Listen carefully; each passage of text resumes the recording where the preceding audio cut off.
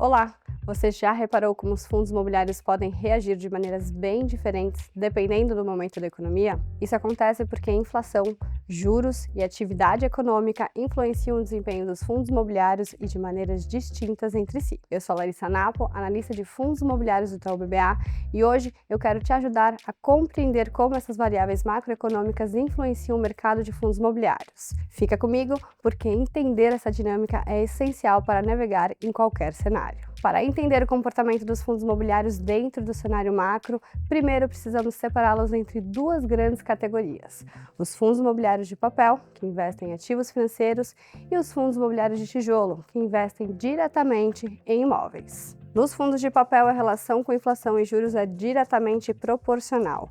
Ou seja, quando índices como IPCA ou CDI sobem, os fundos indexados a esses indicadores tendem a se beneficiar.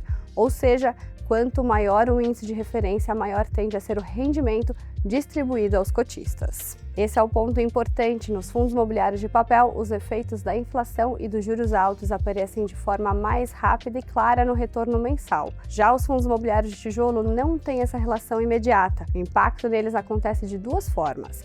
A primeira, via resultado financeiro por meio das aplicações e das dívidas que o fundo possa ter. Uma mudança nas taxas pode afetar receitas e despesas financeiras, consequentemente afetando o lucro do fundo. A segunda, mais indiretamente, via atividade econômica. Quando a política monetária está mais restritiva com juros altos, a economia tende a desacelerar.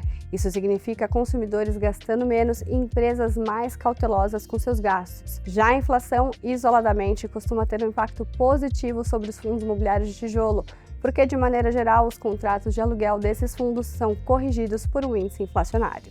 Agora, para falarmos de riscos, assim como quando falamos de rendimentos, é importante também dividir os fundos imobiliários em dois grupos.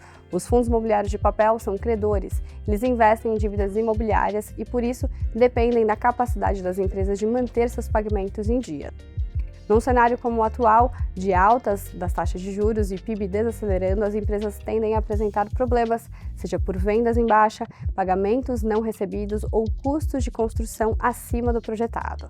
Isso, invariavelmente, impacta a sua capacidade de honrar as dívidas, ou seja, os CRIs podem apresentar problemas nos pagamentos mensais ou até mesmo entrar em inadimplência. Por isso, sempre priorizamos gestões com bons históricos de alocação e monitoramento das carteiras.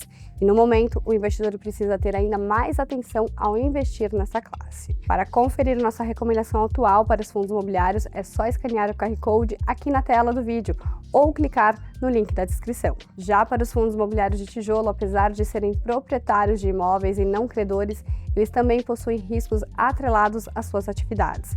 No cenário atual, além da pressão nas cotações, os juros altos impactam as reavaliações patrimoniais dos fundos, fazendo com que os seus resultados sejam baixos ou até mesmo negativos devido ao alto fator de desconto. No campo operacional, os inquilinos dos fundos também podem apresentar problemas, levando à inadimplência ou à rescisão dos contratos. Outro ponto que pode afetar essa classe são os endividamentos. Para dívidas já contratadas, a despesa financeira passa a onerar mais o resultado líquido dos fundos.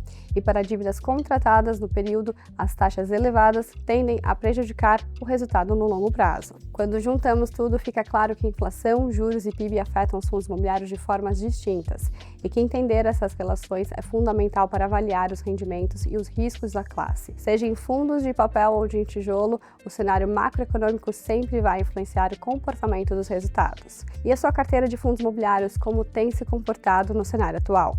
Deixa aqui nos comentários. Se você gostou desse vídeo, curta, compartilha e continue acompanhando o Ion para ficar por dentro dos movimentos da economia e do mercado de investimentos. Até a próxima!